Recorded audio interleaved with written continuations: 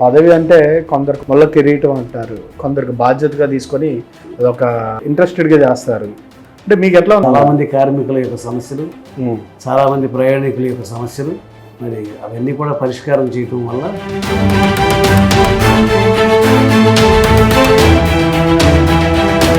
ఈ దగ్గర నుంచి రాష్ట్ర ప్రజలంతా ప్రత్యేకంగా మహిళలు ఎదురు చూస్తున్నది ఫ్రీ బస్. అది ఎంత దూరంలో ఉంది? ఇతర రాష్ట్రాలకు వెళ్ళి అధ్యయనం చేయడం జరిగింది. ఆ పథకం ఎలా అమలు జరుగుతుంది, ఆ పథకం అమలు చేయటం వల్ల వచ్చే ఇబ్బందులు ఏంటి, ఎలా ప్రిపేర్ అవ్వాలనే దాని గురించి. ఈ ఇబ్బందులు ఉన్నాయని 14 సంవత్సరాలు ముఖ్యమంత్రిగా చేసిన సీఎం గారికి తెలియకుండానే హామీ ఇచ్చుంటారా? అంటే రాష్ట్రం అభివృద్ధి చెందుద్ది, మళ్ళీ మనకు ఆదాయం పెరుగుతుంది, మన కాళ్ళ మీద మనం నిలదొక్కుంటాం అనే ఆశాభావంతో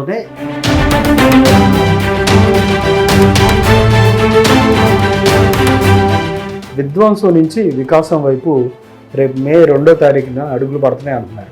జగన్మోహన్ రెడ్డి గారు చేసిన విధ్వంసం ఏంటి? భారతదేశంలో ఏ రాష్ట్రానికి కూడా రాజధాని సమస్య లేదు. ఒక్క మన ఆంధ్రప్రదేశ్కే రాజధాని లేదు. రాజధాని నిర్మాణం చేసుకోవాలి. చంద్రబాబు నాయుడు గారు 2014లో అధికారంలోకి వచ్చిన తర్వాత ఆ గ్రోత్కి సంబంధించి ఇప్పుడు మీరు చెప్పారు, నిర్మలా సీతారామన్ గారు కావచ్చు, లేదంటే ప్రపంచ బ్యాంక్ నుంచి అప్పులు తీసుకురావడం కావచ్చు, ఇదంతా రాష్ట్ర ప్రజల మీద నెత్తిన భారం అవుతుందా? ఈ రాజధాని నిర్మాణం చేసిన తర్వాత రాష్ట్రానికి ఆదాయం పెరుగుతుంది. ఇవాళ రాజధాని నిర్మాణం చేసుకుంటే అప్పులు చేయాల్సిందే, కేంద్ర సహకారం తీసుకోవాల్సిందే. అంటే 30,000 ఎకరాలు సేకరించారు 100 రోజుల్లో. అది చాలదన్నట్టు ఇప్పుడు కొత్తగా ఇంకా వాటి నిర్మాణాలు కూడా ఇంకా పూర్తిగా స్టార్ట్ కూడా అవ్వాలి. అప్పుడే మళ్ళీ 44,000 ఎకరాలు సేకరిస్తాం. ఇప్పుడు రాజధాని అంటే ఒక అసెంబ్లీ సెక్రటరియట్ భవనాల నిర్మాణం కాదు, ఇక్కడ ఇండస్ట్రీస్ కూడా రావాలి. ఇప్పుడు హైదరాబాద్ ఉంది, హైదరాబాద్ చుట్టూతో ఇండస్ట్రీస్ ఉన్నాయి, ఎంప్లాయ్మెంట్ ఉంది. మళ్ళీ ఆ రకమైన వాతావరణం హైదరాబాద్లో ఎలాంటి వాతావరణం అయితే చంద్రబాబు నాయుడు డెవలప్ చేశారో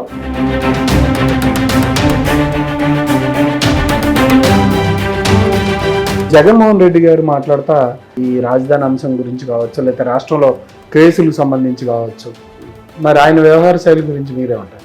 ఆయన ఒక అసమర్థ ముఖ్యమంత్రి, ఒక అవినీతి ముఖ్యమంత్రి. అతని పరిపాలన గురించి అతనికి ఏం తెలుసు? మంచి పరిపాలకుడుగా ఎక్కడ ప్రూవ్ అయ్యాడు? అసలు రాష్ట్రాన్ని సర్వనాశనం చేసి వెళ్ళిపోయాడు. కూటమి ప్రభుత్వంలో కొంతవరకు అసంతృప్తివాదులు ఉన్నారు, కానీ రాష్ట్ర పరిస్థితి ప్రకారం బయటపడట్లేదు అంటున్నారు. అసమ్మతి దేనికి? మంత్రి పదవులు ఉంటాయి, ఇన్ని మాత్రమే ఇవ్వగలం, అంతకుమించి ఇవ్వలేదు. అన్ని కులాలకి అన్ని కేటగిరీలు కలుపుకుని మంత్రివర్గం అయిపోయింది, కొంతమందికి రాలేదు. 2వ తారీఖు మే 2వ తారీఖు కార్యక్రమానికి సంబంధించి మోడీ గారు రాబోతున్నారు. కార్యక్రమాల రూపకల్పన కానీ ఎట్లా జరగబోతుంది, ఈ సభ ద్వారా ఏం నిర్దేశించబోతున్నారు రాష్ట్ర ప్రజలకి?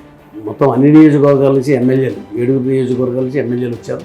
మేమంతా కలిపి కలెక్టర్ గారు మేమంతా కలిపి సమీక్ష సమావేశం జరిపాం. ఏ నియోజకవర్గం నుంచి ఎంతమంది రావాలి,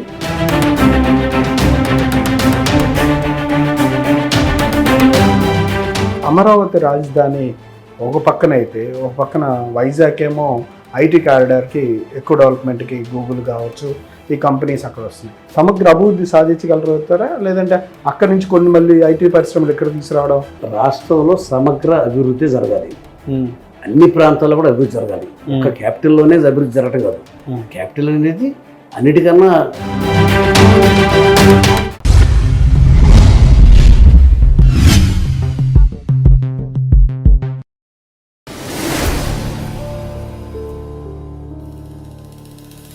welcome to ET digital media group. నేడు నవ్యాంధ్రప్రదేశ్లోని కృష్ణా జిల్లా తెలుగుదేశం పార్టీ అధ్యక్షులు, మచిలీపట్నం పార్లమెంటు మాజీ సభ్యులైనటువంటి తెలుగుదేశం పార్టీ రాష్ట్ర ఏపీఎస్ఆర్టీసీ చైర్మన్ అయినటువంటి, స్టేట్ చైర్మన్ అయినటువంటి సీనియర్ నాయకులు అనుకోవచ్చు.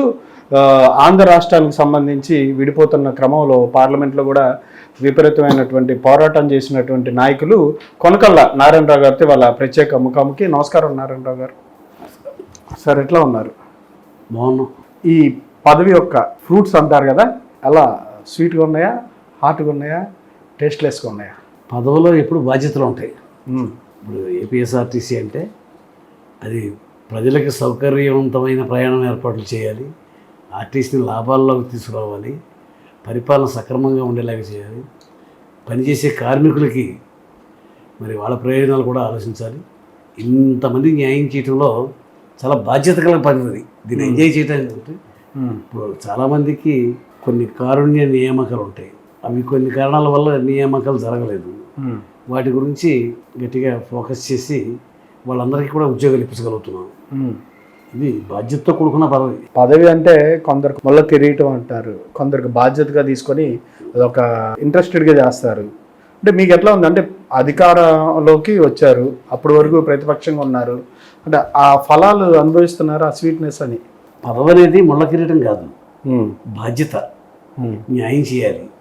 మనకు కూడా ఆ పదవిని బాధ్యతలు నిర్వర్తించడంలో ఆనందం ఉంటుంది, చాలా సమస్యలు పరిష్కారం చేయడంలో ఆనందం ఉంటుంది. నేను అలాంటి ఆనందాన్ని అనుభవిస్తున్నాను. చాలామంది కార్మికుల యొక్క సమస్యలు, చాలామంది ప్రయాణికుల యొక్క సమస్యలు, మరి అవన్నీ కూడా పరిష్కారం చేయటం వల్ల నేను బాధ్యతగా డ్యూటీ చేయటంలో ఆనందాన్ని అనుభవిస్తున్నాను. ఆనందాన్ని ఆ విధంగా అనుభవిస్తున్నారు. కానీ మీ దగ్గర నుంచి ప్రజలు, రాష్ట్ర ప్రజలంతా ప్రత్యేకంగా మహిళలు ఎదురు చూస్తున్నది ఫ్రీ బస్ ఎప్పుడు అవుతుంది అనేది. అది ఎంత దూరంలో ఉంది? అన్ని టైం పీరియడ్ ప్రకారంగా పథకాలన్నీ ఇస్తూ ఉన్నారు. ఫ్రీ బస్కి ఏమైనా నిర్దేశించుకున్నారా? దాని మీద సమీక్ష చేశారా ముఖ్యమంత్రి గారు? ఎంతవరకు వచ్చింది ఆ కార్యక్రమం? ఇప్పుడు ఫ్రీ బస్సులో ఇవ్వటం కోసం ఇతర రాష్ట్రాలకు వెళ్ళి అధ్యయనం చేయడం జరిగింది. కర్ణాటకలో, తెలంగాణలో ఫ్రీ బస్సుల పథకం ఇంప్లిమెంట్ చేశారు. అక్కడికి వెళ్ళి ఆ పథకం ఎలా అమలు జరుగుతుంది, ఆ పథకం అమలు చేయటం వల్ల వచ్చే ఇబ్బందులు ఏంటి, ఎలా ప్రిపేర్ అవ్వాలనే దాని గురించి ఒక కమిటీ వెళ్ళి అధ్యయనం చేసి వచ్చింది. దానికి ముఖ్యంగా కావాల్సింది ఏంటంటే ఆ పథకం ప్రవేశపెట్టగానే ప్రయాణికుల సంఖ్య పెరుగుతుంది, ముఖ్యంగా మహిళల సంఖ్య పెరుగుతుంది. దాన్ని ఆ పథకాన్ని ఉపయోగించుకోవడం కోసం దానికి బస్సులు, ఇప్పుడున్న బస్సులు సరిపోవు, బస్సులు పెంచాలి. బస్సులు పెంచడంతో పాటుగా స్టాఫ్ని పెంచాలి. వీళ్ళిద్దరినీ కూడా పెంచుకున్న తర్వాత మనం అప్పుడు పెట్టిన తర్వాత, పథకం పెట్టిన తర్వాత ఫెయిల్ అవ్వకూడదు, మధ్యలో ఆపేయలేము. ఇప్పుడు ఇతర ప్రయాణికులకి ఇబ్బంది కలగకూడదు. ఇప్పుడు ఫ్రీగా ఇవ్వటం వల్ల మహిళలు ప్రయాణికులు పెరుగుతారు. వీళ్ళు పెరగటం వల్ల మిగతా ప్రయాణికులకు ఇబ్బందులు కలగకుండా సఫిషియెంట్గా బస్సులు కావాలి. ఈ బస్సులు కావాలంటే కొత్త బస్సులు కొనాలి, దానికి పెట్టుబడి పెట్టాలి. దాంతోపాటుగా స్టాఫ్ని రిక్రూట్ చేసుకోవాలి. ఇవన్నీ పెట్టుకుని సమకూర్చుకుని, అన్నీ సమకూర్చుకున్న తర్వాత ఈ ఉచిత బస్సు ప్రయాణం అనేది ప్రవేశపెట్టాలనేది మా ఆలోచన. అంటే మమ్మ అని కాకుండా పూర్తి సౌకర్యాలు కల్పించాలని ప్రయత్నం. పెట్టినందువల్ల ఇబ్బందులు ఫేస్ చేయకూడదు, మధ్యలో ఆపేయకూడదు. దానికోసం అన్ని సమకూర్చుకున్న తర్వాతే ఈ మహిళలకు ఉచిత బస్సు సౌకర్యం అనేది అన్ని స్టార్ట్ చేయడం జరుగుతుంది. అంటే డబ్బులు కూడా చాలా ఇబ్బందిగా ఉంది, అదే కారణం అంటున్నారు. ఇవాళ విడిపోయిన రాష్ట్రం, రాజధాని నిర్మాణం చేసుకోవాలి. ఇవాళ అనేక పథకాలు మనం ప్రజలకు హామీలు ఇచ్చి ఉన్నాం, ఒక్కో పథకాన్ని అమలు చేసుకుంటూ వస్తున్నాం. గతంలో 3,000 రూపాయలు ఉన్న పెన్షన్ ఇవాళ 4,000 చేసాం. గ్యాస్ సిలిండర్ పథకం, ఇవాళ అన్నీ కూడా చేసుకుంటూ వస్తున్నాం. దానికి ఆర్థికంగా రాష్ట్రానికి ఆదాయం తక్కువ, మనకి ఇంకా రాష్ట్రానికి సరిపడా ఆదాయం లేదు, ఆర్థికంగా ఇబ్బందులు ఉన్నాయి. కానీ ఈ ఇబ్బందులు ఉన్నాయని 14 సంవత్సరాలు ముఖ్యమంత్రిగా చేసిన సీఎం గారికి తెలియకుండానే హామీ ఇచ్చుంటారా? అంటే రాష్ట్రం అభివృద్ధి చెందుద్ది, మళ్ళీ మనకు ఆదాయం పెరుగుతుంది, మన కాళ్ళ మీద మనం నిలదొక్కుంటాం అనే ఆశాభావంతో ఎవరైనా పరిపాలిస్తారు. చంద్రబాబు నాయుడు గారు అయితే దీనికి ఖచ్చితంగా ఈ రాష్ట్రాన్ని అభివృద్ధి చేయగలిగిన సత్తా ఉన్న నాయకుడు. గతంలో అతను ముఖ్యమంత్రిగా పనిచేసిన రోజుల్లో హైదరాబాద్ని అభివృద్ధి చేసి చూపించాడు, నిరుద్యోగ సమస్యను పరిష్కారం చేసి చూపించాడు, ఆదాయాన్ని గణనీయంగా పెంచగలిగాడు. అలా పెంచే సమర్థత ఆయనకు ఉంది. ఆయనకి మధ్యలో జగన్మోహన్ రెడ్డి ప్రభుత్వం రావటం వల్ల మన రాజధాని నిర్మాణం కానీ రాష్ట్ర ప్రగతి కానీ ఆగిపోయింది. ఇవాళ చంద్రబాబు నాయుడు గారు పగలుగురు ఎత్తుని కష్టపడుతున్నారు. తప్పనిసరిగా మన రాష్ట్రం యొక్క ఆదాయం పెరుగుతుంది, ఈ ఆర్థిక ఇబ్బందులన్నీ మనకు పోతాయి. కాకపోతే విడిపోయిన రాష్ట్రం అవటం వల్ల మనకు రాజధాని లేదు, అన్నీ కూడా సమకూర్చుకోవాల్సి వచ్చింది. అన్నీ కోల్పోయి కట్టుబట్టలతో మనం ఆంధ్రప్రదేశ్ వచ్చేసాం, అన్నీ సమకూర్చుకోవాలి. మరి చంద్రబాబు నాయుడు గారు పగలు రైతులు కష్టపడతారు, డెఫినెట్గా అన్ని సమకూర్చుకుంటాం. ప్రజలకు ఇచ్చిన హామీలు ఒక్కొక్కటి నెరవేర్చుకుంటూ వస్తున్నాం, ఇంకా చేస్తారంటారు. డెఫినెట్గా చేస్తాం. అతి త్వరలోనే అతి త్వరలోనే. సంక్రాంతికి లాభాలు చూసిందా ఏపీఎస్ఆర్టీసీ? ఆర్టీసీకి లాభాలు రావండి, ఎందుకంటే ప్రజల కోసం ఏర్పాటు చేసినటువంటి సంస్థ ఇది. ప్రజల సౌలభ్యం కోసం, సౌకర్యం కోసం. ఈ లాభాపేక్షతో పెట్టిన వ్యాపార సంస్థ కాదు ఇది. అందువల్ల దీంట్లో లాభాలు రావు. దానికి వరకు సరిపోతున్నాయి, లేకపోతే ప్రభుత్వం నుంచి ప్రభుత్వం నుంచి సహకారం ఇవ్వాల్సిందే. ఇది ప్రభుత్వ రంగ సంస్థ, ఇందులో వచ్చే నష్టాలను ప్రభుత్వం భరించడం వల్లే మేము బస్సులు నడపగలుగుతున్నాం. ఇది లాభసాటిగా ప్రస్తుతానికైతే లేదు. సార్, కాసేపు రాజధానికి సంబంధించి అంశానికి వద్దాం. విధ్వంసం నుంచి వికాసం వైపు రేపు మే 2వ తారీఖున అడుగులు పడుతున్నాయి అంటున్నారు. జగన్మోహన్ రెడ్డి గారు చేసిన విధ్వంసం ఏంటి? ఇప్పుడు మీరు పనులు పునఃప్రారంభం ద్వారా ఎటువంటి వికాసాన్ని అందించబోతున్నారు రాష్ట్ర ప్రజలకి? భారతదేశంలో ఏ రాష్ట్రానికి కూడా రాజధాని సమస్య లేదు. ఒక్క మన ఆంధ్రప్రదేశ్కే రాజధాని లేదు. రాజధాని నిర్మాణం చేసుకోవాలి. చంద్రబాబు నాయుడు గారు 2014లో అధికారంలోకి వచ్చిన తర్వాత రైతుల్ని సమీకరించి వాళ్ళ సహకారంతో 30,000 ఎకరాల భూమి సమీకరించగలిగాం. ఆ 30,000 ఎకరాల భూమి ఇవ్వటం అనేది ప్రపంచంలో చరిత్రలో రికార్డ్. ఒక ముఖ్యమంత్రి మీద ఉన్న నమ్మకంతో ప్రజలు ఇచ్చారు. 30 ఎకరాలతో ఆయన రాజధాని నిర్మాణానికి పూనుకున్నారు. మోడీ గారు వచ్చారు, ఆయన శిలాఫలకం వేశారు. అన్ని అభివృద్ధి పనులు టెండర్లు పెరగడం జరిగింది. అన్ని రకాల తాత్కాలిక శాసనసభ, తాత్కాలిక సచివాలయం ఇవన్నీ కూడా నిర్మాణం జరిగిపోయినాయి. పనులు కార్యక్రమాలను అక్కడి నుంచి జరుగుతున్నాయి. ఇంతలో జగన్మోహన్ రెడ్డి అధికారంలోకి వచ్చాడు. అతను వచ్చిన తర్వాత అక్కడ రాజధాని నిర్మిస్తే చంద్రబాబు నాయుడు గారు అసలు ఆ రోజు చంద్రబాబు నాయుడు గారు రాజధాని నిర్మాణానికి అన్ని పార్టీల సహకారంతో, అన్ని పార్టీల అనుమతితో రాజధాని అక్కడ నిర్ణయించారు. నిర్ణయించినప్పుడు ఒప్పుకున్నది జగన్మోహన్ రెడ్డి కూడా ఒప్పుకున్నాడు. తర్వాత 3 రాజధానులు అని చెప్పి రాయలసీమ, వైజాగ్ అని చెప్పి రాజధానిని అసలు ఎక్కడా కూడా అభివృద్ధి చేయకుండా, రాజధాని ఊసే తీయకుండా, రాజధానికి పైసా ఖర్చు పెట్టకుండా ఇవాళ నిర్వీర్యం చేశారు రాజధానిని. అక్కడ రాజధాని నిర్మాణం చేస్తే అమరావతిలో చంద్రబాబు నాయుడు గారికి పేరు వస్తుందని ఒక ఈర్ష్య. ఇప్పుడు అదంతా కూడా రైతులని సమీకరించింది చంద్రబాబు నాయుడు గారు, కేంద్రం నుంచి నిధులు సమీకరించింది చంద్రబాబు నాయుడు గారు. మొత్తం వ్యూహం అక్కడ ఈ రోడ్లు, భవనాలు నిర్మాణంతో ఎక్కడ ఎలా వేయాలనే దాన్ని నిర్మాణం చేసింది. అక్కడ అంతా కూడా వాతావరణం అంతా కూడా రెడీ చేసి పెట్టారు చంద్రబాబు నాయుడు గారు. ఈయన వచ్చి దాన్ని పక్కన పడేసేసి 3 రాజధానులు అని చెప్పి మమ్మల్ని కన్ఫ్యూజ్ చేసి, రాష్ట్ర ప్రజలను కన్ఫ్యూజ్ చేసేసి ఎక్కడ ఏ రాజధాని డెవలప్ చేయకుండా, రాజధానికి పైసా ఖర్చు పెట్టకుండా, ఇప్పుడు 5 సంవత్సరాలు ప్రగతి అనేది లేకుండా ఒక అంగుళం కూడా రాజధాని నిర్మాణం జరగాలి. మళ్ళీ చంద్రబాబు నాయుడు గారు వచ్చిన తర్వాత మళ్ళీ కేంద్ర సహకారంతో మళ్ళీ కేంద్రం 15,000 కోట్ల రూపాయలు నిర్మలా సీతారామన్ గారు బడ్జెట్లో ప్రవేశపెట్టారు. దాంతో మళ్ళీ నిర్మాణం పనులు ఆయన ప్రపంచ బ్యాంకు దగ్గర అప్పు చేయడం. ఈ అప్పులన్నీ రాష్ట్ర ప్రజల నెత్తిన భారం వేసినట్టేనా, లేదంటే సొంతంగా రాజధాని నిర్మాణానికి ఆ భూములే ఉపయోగపడతాయి? ఇప్పుడు చంద్రబాబు నాయుడు గారు సెల్ఫ్ గ్రోయింగ్ అంటే దానంతటా అది కాళ్ళ మీద నిలదొక్కునేలాగా, ఆదాయం వచ్చేలాగా ప్రణాళిక సిద్ధం చేస్తాడు. ఈ రాజధాని నిర్మాణం కనుక పూర్తయితే మళ్ళీ మన రాష్ట్రానికి ఆదాయం పెరుగుతుంది. ఈ అప్పులన్నీ కూడా తీర్చుకోగలుగుతాం. ఇవాళ అప్పు చేయకుండానో, కేంద్ర సహకారం లేకుండానో రాజధాని నిర్మాణం చేసుకుంటూ కష్టం. ఇవాళ అందరూ సహకారం తీసుకుని రాజధాని నిర్మాణం చేసుకోవాలి. రాజధాని నిర్మాణం చేసినంత అసలు అయిన గ్రోత్ స్టార్ట్ అవుతుంది. ఆ గ్రోత్కి సంబంధించి ఇప్పుడు మీరు చెప్పారు నిర్మలా సీతారామన్ గారు కావచ్చు, లేదంటే ప్రపంచ బ్యాంక్ నుంచి అప్పులు తీసుకురావడం కావచ్చు, ఇదంతా రాష్ట్ర ప్రజల మీద నెత్తిన భారం అవుతుందా, లేదంటే సెల్ఫ్ గ్రోయింగ్ ప్రాజెక్ట్గా అమరావతి నిలుస్తుందా? మంది చంద్రబాబు నాయుడు గారు ఎప్పుడు కూడా సెల్ఫ్ గ్రోయింగ్ ప్లానింగ్ ఉంటాయి. ఈ రాజధాని నిర్మాణం చేసిన తర్వాత రాష్ట్రానికి ఆదాయం పెరుగుతుంది. ఇవాళ రాజధాని నిర్మాణం చేసుకుంటే అప్పులు చేయాల్సిందే, కేంద్ర సహకారం తీసుకోవాల్సిందే. తీసుకుని రాజధాని నిర్మాణం పూర్తి చేయాలి. అసలు రాజధాని నిర్మాణం చేసుకోకుండా అసలు పరిపాలన ఎలా సాగుతుంది? ఇప్పుడు మాకు సెక్రటరియట్ కావాలి, హైకోర్టు నిర్మాణం సెక్రటరియట్ కావాలి, అసెంబ్లీ కావాలి. ఇవాళ రోజున అన్ని సెంట్రల్ గవర్నమెంట్ ప్రాజెక్ట్స్ అన్ని కూడా రాజధానిలో పెడతారు. అన్నిటికీ కూడా భవన నిర్మాణాలకు డబ్బులు అవుతుంది. ఇవాళ అప్పు చేయకుండా కుదరదు. అప్పు ఈ భారం అనేది ప్రజల మీద పడుతుందా లేదా? పడదండి. Self sustainable. చంద్రబాబు నాయుడు గారు ఏ ప్రణాళిక చేసినా కూడా మళ్ళీ అందులోంచి ఆదాయం వచ్చి ఆ అప్పులు తనకు తానే తీర్చుకోవద్దు. ఆ రకమైన ప్రణాళిక చేస్తారు చంద్రబాబు నాయుడు గారు. ఈ రాజధాని నిర్మాణంలో కూడా ఆ ప్రణాళిక ఉంది. అంటే 30,000 ఎకరాలు సేకరించారు 100 రోజుల్లో, 33,000 ఎకరాలు ఏదో. అది చాలదన్నట్టు ఇప్పుడు కొత్తగా ఇంకా వాటి నిర్మాణాలు కూడా ఇంకా పూర్తిగా స్టార్ట్ కూడా అవ్వాలి. అప్పుడే మళ్ళీ 44,000 ఎకరాలు సేకరిస్తాం అని ముందుకు వచ్చింది ప్రభుత్వం. దీన్ని ఎట్లా చూడాలి? నిజంగా రాజధాని నిర్మాణానికి 1,00,000 ఎకరాలు అవసరం అంటారా? ఇప్పుడు రాజధాని అంటే ఒక అసెంబ్లీ, సెక్రటరియట్ భవనాల నిర్మాణం కాదు, ఇక్కడ ఇండస్ట్రీస్ కూడా రావాలి. ఇప్పుడు హైదరాబాద్ ఉంది, హైదరాబాద్ చుట్టూతో ఇండస్ట్రీస్ ఉన్నాయి, ఎంప్లాయ్మెంట్ ఉంది. మళ్ళీ ఆ రకమైన వాతావరణం హైదరాబాద్లో ఎలాంటి వాతావరణం అయితే చంద్రబాబు నాయుడు డెవలప్ చేశారో అమరావతిలో కూడా అలాంటి వాతావరణం డెవలప్ చేయాలి. ఇప్పుడు నివాసాలు ఉండి అక్కడ మనుషులు నివసిస్తే సాగదు, అక్కడ ఎంప్లాయ్మెంట్ రావాలి. ఎంప్లాయ్మెంట్ చుట్టుపక్కల ఈ రాజధాని చుట్టూతా ఇండస్ట్రీస్ రావాలి, ఆ ఇండస్ట్రీస్లో ఎంప్లాయ్మెంట్ రావాలి. దానికి భూమి సాగదు. ఇది రాజధాని నిర్మాణానికి మాత్రమే ఈ 33,000 ఎకరాలు. ఇందులో ఇండస్ట్రీస్ నిర్మాణం కోసం ఏ రకమైన కేటాయింపులు చేయలేదు. మళ్ళీ ఇండస్ట్రీస్ కావాలంటే మళ్ళీ రైతుల సహకారంతో మనం భూమి సేకరణ చేసి ఇండస్ట్రీస్ని పిలిపించి ఇవాళ చాలామంది ఇండస్ట్రియలిస్టులు రావడానికి సిద్ధంగా ఉన్నారు. వాళ్ళకి భూమి ఇవ్వాలి కదా.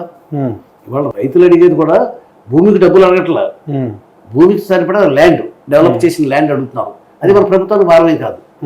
ఇవాళ రకంగా రియల్ ఎస్టేట్ అనుకోవాలా, నిరుపయోగంగా ఉన్న భూముల్ని పట్టణ భూములుగా మార్చి దానికి కావాల్సిన ఇన్ఫ్రాస్ట్రక్చర్, రోడ్లు, డ్రైన్స్, ఎలక్ట్రిఫికేషన్ అన్నీ ఇచ్చి ఆయన 1400 గజాలు ఇస్తున్నారు ఒక ఎకరానికి. మిగతాది స్టేట్ డెవలప్మెంట్కి వాడుకుంటున్నారు. ఇవాళ రైతులకు ఇచ్చే భూమి విలువ చాలా పెరిగిపోతుంది. ఇవాళ ఎకరాల్లో ఉన్న వాల్యూ కంటే గజాల్లోకి వచ్చేటప్పటికి ఆ ల్యాండ్ వాల్యూ మారిపోతుంది. ఇవాళ రైతాంగానికి లాభం కాబట్టే భూములు ఇవ్వడానికి వాళ్ళు కూడా ఉత్సాహంగా ముందుకు వస్తున్నారు. అంటే 44,000 ఎకరాలు అవసరం అంటారా ఇప్పుడు మళ్ళా సేకరించేది? ఇండస్ట్రీస్ కావాలి కదండి. ఇప్పుడు అక్కడ రాజధానిలో నివసించే వాళ్ళకి ఉద్యోగాలు కావాలి కదా. వాళ్ళకి ఇండస్ట్రీస్ ఉంటే చుట్టూ పారిశ్రామికంగా అభివృద్ధి చెందితే నిరుద్యోగ సమస్య చాలా వరకు పరిష్కారం అవుతుంది.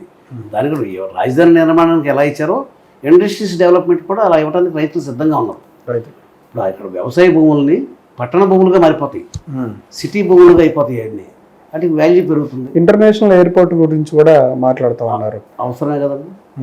ఇంటర్నేషనల్ ఎయిర్పోర్ట్ చాలా అవసరం. ఎందుకంటే పారిశ్రామికవేత్తలు కావాలి అంటే ఎయిర్పోర్ట్ కావాలి. అంటే ఇవాళ హెల్త్ సిటీ చెప్తున్నారు, ఫైనాన్స్ సిటీ చెప్తున్నారు, ఎడ్యుకేషన్ సిటీ చెప్తున్నారు. మొత్తం 9 నవనగరాలను నిర్మించడం ఒక మెగా సిటీగా అవతరించబోతుంది అంటున్నారు. ఏంటి దీనికి సంబంధించి మీ దగ్గర ఉన్న సమాచారం ఏంటి? చంద్రబాబు నాయుడు గారికి విజన్ ఉందండి. ఒక రాజధాని అంటే ఫైనాన్షియల్గానూ అభివృద్ధి చెందాలి, ఇండస్ట్రీస్గానూ అభివృద్ధి చెందాలి, సైబర్ సిటీగానూ అభివృద్ధి చెందాలి. ఇవాళ రోజున అన్ని రకాలుగా రాజధానిని అభివృద్ధి చేసే సత్తా చంద్రబాబు నాయుడు గారి దగ్గర ప్లానింగ్ ఉంది. దానికి రైతుల సహకారం కూడా ఉంది. ఫైనాన్షియల్గా ముందు పారిశ్రామికవేత్తలు అయితే మనం పెట్టుబడి పెట్టక్కర్లా, వాళ్ళే వచ్చి ఇన్వెస్ట్మెంట్ చేసి ఇండస్ట్రీస్ పెట్టుకుంటారు. వాళ్ళకి కావాల్సిన ఇన్ఫ్రాస్ట్రక్చర్ ఏర్పాటు చేయాలి. ఇప్పుడు ఒక ఇంటర్నేషనల్ ఒక రాజధానిలో మనం ఒక ఎయిర్పోర్ట్ నిర్మాణం చేస్తే దేశవ్యాప్తంగా ఇండస్ట్రియలిస్టులు రావాలి కదా. ఒక్కోసారి ప్రపంచవ్యాప్తంగా కూడా రావాల్సి వస్తుంది. వాళ్ళందరికీ కూడా ఆ ఎయిర్పోర్ట్ ఉంటే స్పెషల్ అట్రాక్షన్. అది ఎయిర్పోర్ట్ ఉంది కాబట్టి వస్తారు, దిగుతారు, ఇండస్ట్రీస్ చూసుకుంటారు, బిజినెస్ చూసుకుంటారు, మళ్ళీ ఎక్కిరిపోతూ ఉంటారు.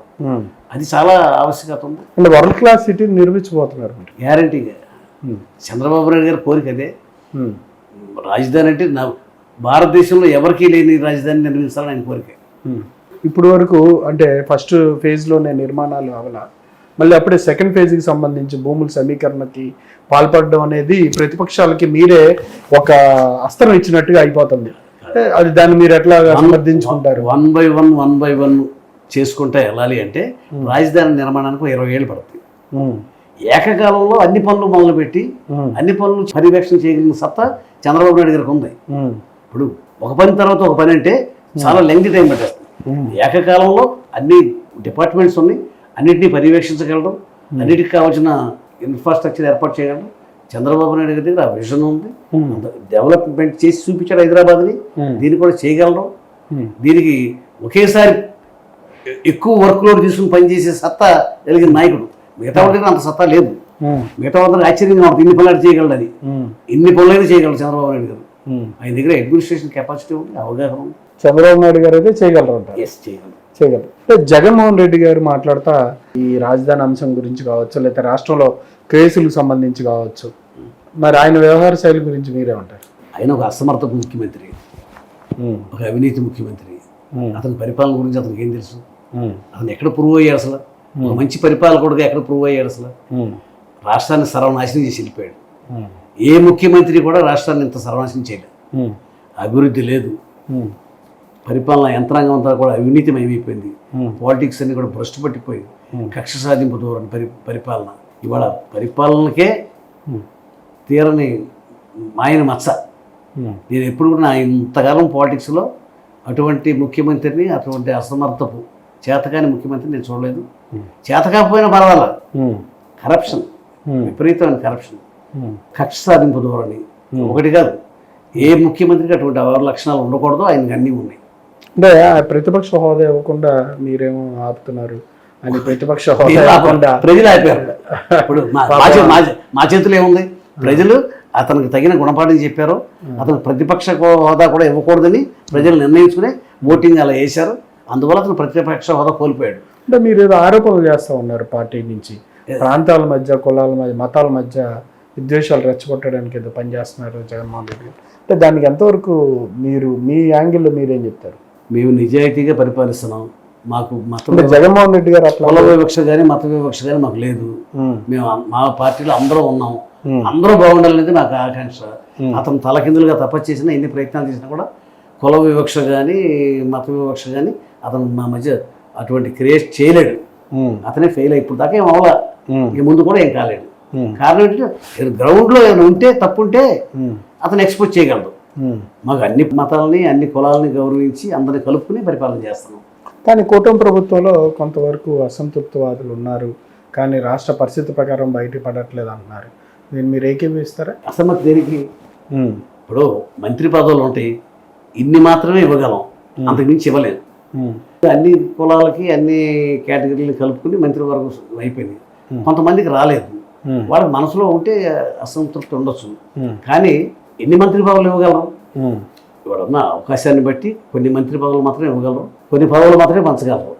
పదవి రానప్పుడు ఏదైనా అసంతృప్తితో మాట్లాడేవాడు కొంతమంది ఉంటూ ఉండొచ్చు, కానీ అది పెద్ద స్థాయిలో లేదు. అసంతృప్తి అనేది ప్రతి మనిషికి ఉంటుంది. పదవి రాలేదని ఒక రోజు బాధపడతారు, 2 రోజులు బాధపడతారు, మళ్ళీ తర్వాత నార్మల్ అయిపోతారు, మళ్ళీ నార్మల్ అవుతారు. అంతేగాని మీ కుటుంబంలో లోకల్ కానీ మాకేం లేదు, మేమంతా హ్యాపీగా ఉన్నాం. మే 2వ తారీఖు కార్యక్రమానికి సంబంధించి మోడీ గారు రాబోతున్నారు.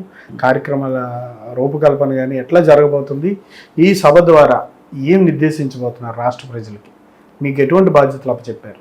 ఇప్పుడు ముఖ్యంగా ఎన్టీఆర్ జిల్లా మచిలీపట్నం, బాపట్ల, గుంటూరు, వెస్ట్ గోదావరి నుంచి ఎక్కువ ఫోకస్ చేస్తున్నాం. ఇవన్నీ నైబర్ డిస్ట్రిక్ట్స్ కాబట్టి రాష్ట్ర వ్యాప్తంగా అన్ని జిల్లాల నుంచి వస్తారు, తగు మాత్రంగా వస్తారు. ఎక్కువ సంఖ్యలో మాత్రం ఈ ప్రాంతం నుంచి రావాలి. ఇవాళ కృష్ణా జిల్లా మీటింగు మచిలీపట్నం కలెక్టరేట్లో జరిగింది.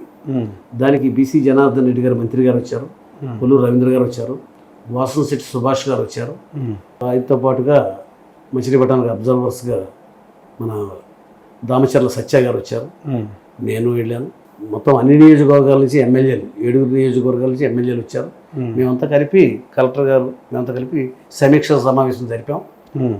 ఏ నియోజకవర్గం నుంచి ఎంతమంది రావాలి, వాళ్ళకి ప్రయాణం ఎలా సౌకర్యవంతమైన ప్రయాణం ఎలా ఏర్పాటు చేయాలి, వాళ్ళకి తాగడానికి మంచినీళ్ళు కానీ మజ్జిగ కానీ లేకపోతే ఏదైనా తినడానికి స్నాక్స్ కానీ వాళ్ళకి ఏ రకమైన ఇబ్బందులు లేకుండా, వేసవకాలం కదా, వాళ్ళకి ఏ రకమైన అసౌకర్యం కలగకుండా ఎలా తీసుకెళ్ళి ఎలా తీసుకురావాలనే దాని గురించి ప్రణాళిక చేసి వచ్చేది భారత ప్రధాని.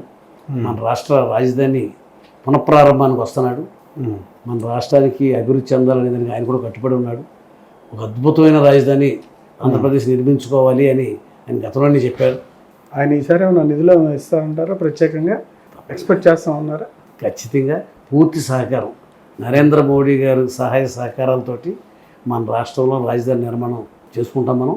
దానికి పూర్తి సహకారం నరేంద్ర మోడీ గారు ప్రత్యేకమైన సహకారం అందిస్తారని మేము ఆశపడుతున్నాం. అదంతా మీరు ఎక్స్పెక్ట్ చేస్తే ఆశపడతా ఉన్నారు. అంటే అమరావతి రాజధాని ఒక పక్కన అయితే, ఒక పక్కన వైజాగ్ ఏమో ఐటీ కారిడార్కి ఎక్కువ డెవలప్మెంట్కి గూగుల్ కావచ్చు ఈ కంపెనీస్ అక్కడ వస్తున్నాయి. ఇటు రాయలసీమలో కొంతవరకు ఫ్యాక్టరీస్ ఇన్ఫ్యాక్టరీస్ సంబంధించి మ్యానుఫ్యాక్చరింగ్కి ఇబ్బంది.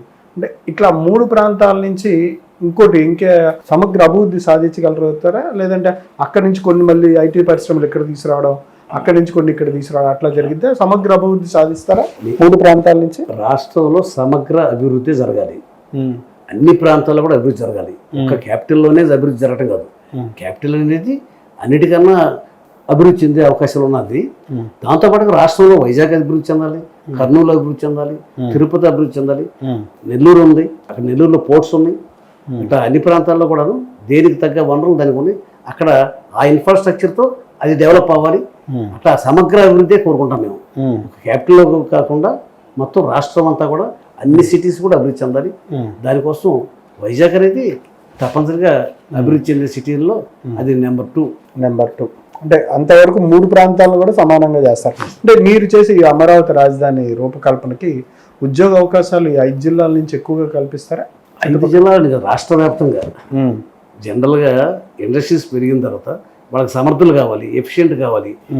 శ్రీకాకుళం జిల్లా వాళ్ళకి ఎక్కువ మార్కులు వస్తే శ్రీకాకుళం జిల్లా వాళ్ళని తీసుకుంటారు. అలాగే కృష్ణా జిల్లా వాళ్ళకి ఎక్కువ మార్కులు వస్తే కృష్ణా జిల్లా వాళ్ళని తీసుకుంటారు. ఈ రాష్ట్ర వ్యాప్తంగా ఎంప్లాయ్మెంట్ ఇస్తారు తప్ప ప్రాంతాల వారీగా ఎంప్లాయ్మెంట్ అనేది అంటే ఎక్కువగా అవకాశాలు వీళ్ళ దగ్గర నుంచి- ఆటోమేటిక్గా, ఎందుకంటే ఇక్కడ దగ్గరలో ఉన్నవాళ్ళు ఉద్యోగ అవకాశాల కోసం ఎక్కువగా ప్రయత్నం చేస్తారు, వీళ్ళకే అవకాశాలు వస్తాయి. వైజాగ్ ప్రాంతం చుట్టూతో ఉన్నవాళ్ళు వైజాగ్లో సెటిల్ అవ్వడానికి వస్తారు, అలాగే తిరుపతి చుట్టుపక్కల ఉన్న తిరుపతిలో సెటిల్ అవుతాయి. అలా ఎక్కడ అక్కడ సెటిల్ అవుతే ఆటోమేటిక్గా రాజధాని చుట్టూతో ఉన్న వాళ్ళకి ఈ ప్రాంతం వాళ్ళకి ఎక్కువ ఉద్యోగ అవకాశాలు వస్తాయి. తెలంగాణకి హైదరాబాదు, కర్ణాటకకి బెంగళూరు, చెన్నై, అటు తమిళనాడుకి, అంటే ఆంధ్రప్రదేశ్కి అమరావతి ఎంత దూరంలో ఉంది అలా చెప్పుకోవడానికి, అక్కడికి వెళ్ళి ఉద్యోగాలు చేసుకోవడానికి యువతకి, అంటే మిగతా రాష్ట్రాలు వెళ్లకుండా అమరావతిలోనే మాకు ఉద్యోగ కల్పన ఉంది, ఇక్కడ ఈ రాష్ట్రంలోనే మేము బతకగలుగుతున్నాం అనే ప్లాన్కి సంబంధించి ఎంత దూరంలో ఉన్నారు మీరు? పరిపాలన మొదలుపెట్టి 10 నెలలు అయింది. ఇప్పుడు రాజధాని నిర్మాణానికి మోడీ గారు వస్తున్నారు. ఆయన పునఃప్రారంభించిన తర్వాత చాలా వేగంగా రాజధాని అభివృద్ధి కోసం నిర్ణయాలు తీసుకోవడం జరుగుతుంది. చంద్రబాబు నాయుడు గారు ఈ తక్కువ సమయంలో ఈ 4 సంవత్సరాల్లోనే దీనికి రూపురేఖలు మార్చేసేసి రాజధానికి అన్ని రకాల అభివృద్ధికి ప్రణాళికలు తయారు చేసి రెడీగా ఉన్నాం. ఈ 4 సంవత్సరాల్లోనే దీని రాజధానికి పూర్తి రూపురేఖలు ఏర్పడతాయి. అంటే ఈ 4 సంవత్సరాల్లో ఒక రూపు అనేది వస్తుంది, ఫస్ట్ ఫేజ్ కంప్లీట్ చేయగలుగుతారు. ఈ పరిపాలనా కాలంలోనే ఇప్పుడు మళ్ళీ ప్రజలు అవకాశం ఇస్తారు, మా అభివృద్ధి చూసి మళ్ళీ డెవలప్ చేస్తాం, అది వేరే విషయం. ముందు ఈ 4 సంవత్సరాల్లోనే టైం వేస్ట్ కాకుండా మొత్తం రాజధానిని అభివృద్ధికి అన్ని రకాల ప్రణాళికలు అమలు చేస్తారు. మీరు సామాజిక వర్గ పరంగా అందరితో కలిసి ఉంటారు, కానీ పార్టీ వర్గం వచ్చేసరికి ఆపోజిట్ పర్సన్స్తో కొన్ని కార్యక్రమాల్లో పాల్గొనడం, అది మీకు ఇబ్బందిగా పరిణమించడం, అనుకోకుండా కొన్ని సందర్భాల్లో తారసపడతారు. వాళ్ళతో స్నేహం చేసి మన ప్రభుత్వాన్ని కూల్చేసే కుట్ర చేస్తే తప్పు. కుట్ర లేకుండా మీరు ఆరోపించిన ఆరోపణలకు సంబంధించి కానీ మీరు చేసినటువంటి వ్యాఖ్యలకు విమర్శలకు కానీ తగినంత యాక్షన్ తీసుకోవట్లేదు అని చెప్పి పార్టీలో కనిపిస్తూ ఉంది. ఎందుకని యాక్షన్ తీసుకోలేకపోతే ఆధారాలు లేవా, లేకపోతే విమర్శలు చేసి ఊరుకున్నారే? ఏ పరిపాలన అయినా కూడా కక్ష సాధింపు ధోరణి ఉండకూడదు. జగన్మోహన్ చేసింది కక్ష సాధింపు ధోరణి. మా నాయకులందరినీ అరెస్ట్ చేసి తప్పుడు కేసులు బనాయించి మరి అందరినీ కూడా, మద్యం కేసులో చాలా మంది పేర్లు వినపడతా ఉన్నాయి. మద్యం కేసు సంబంధించి సరైన చర్యలు ఉంటాయా? జగన్మోహన్ రెడ్డి గారు అరెస్ట్ అవుతారా? మద్యంతో ఎవరికైతే సంబంధాలు ఉన్నాయో మాకు ఆధారాలు చిక్కితే ఎవరిని వదిలిపెట్టే ప్రసక్తి లేదు. ఇవాళ రోజున మద్యంతో సంబంధం ఉన్న వాళ్ళందరినీ కూడా అరెస్ట్ చేయడం జరిగింది. ఈ 10 monthsలో సాధించింది ఏంటి గవర్నమెంట్? రాష్ట్ర అభివృద్ధి మీద ప్రధానమైన దృష్టి, సంక్షేమ పథకాల మీద ప్రధానమైన దృష్టి, గత ప్రభుత్వంలో జరిగినటువంటి అవకతవకల్ని, ఉపాధి అవకాశాలు మీరు చెప్పినటువంటి అన్ని లక్షల ఉద్యోగాలు కల్పించగలుగుతారా? పారిశ్రామికంగా రాష్ట్రం అభివృద్ధి చెందాలి, పారిశ్రామికవేత్తలకి నమ్మకం కలగాలి, అన్ని రకాలుగా సహకరిస్తారు. సొంత పార్టీ వ్యక్తులు సోషల్ మీడియాలో తప్పులు చేసినా సరే అరెస్ట్ చేస్తూ ఉన్నారు, కొన్ని సంఘటనలు కనిపిస్తూ ఉన్నాయి, హద్దు మీరు మాట్లాడుతూ ఉంటాయి. తప్పు మన వాళ్ళు చేసినా కూడా చర్య తీసుకునే పార్టీగా ఉండాలి. నీకో న్యాయం నాకో న్యాయం కాదు, తప్పు ఎవరు చేయటానికి వీలు, అదుపులో ఉండాల్సిందే. పార్టీని అప్రతిష్ట పాలు చేయడానికి వీలేదు, అలా చేస్తే చర్య తీసుకుంటాం అనేది. మీరు పనిచేసిన దానికి, చేసిన పోరాటాలకి, మీకు సంబంధించిన ఈ పదవి కొంతవరకు మీ అభిమానులకి మీరు చేసిన దానికి కొంత ఊరట ఇచ్చినా క్యాబినెట్ ర్యాంకు స్థాయి హోదా కల్పిస్తారని చెప్పి అందరు ఎక్స్పెక్ట్ చేశారు. చంద్రబాబు నాయుడు గారు రాజకీయంగా నాకు మంచి అవకాశాలు ఇచ్చారు. 3 సార్లు పార్లమెంట్ సభ్యుడిగా పోటీ చేసే అవకాశం ఇచ్చారు పార్టీ తరఫున. నేను ఆర్థికంగా పెద్ద బలవంతుడు కాదు, ఆర్థికంగా నాకు స్తోమత లేకపోయినా కూడా. Thank you sir.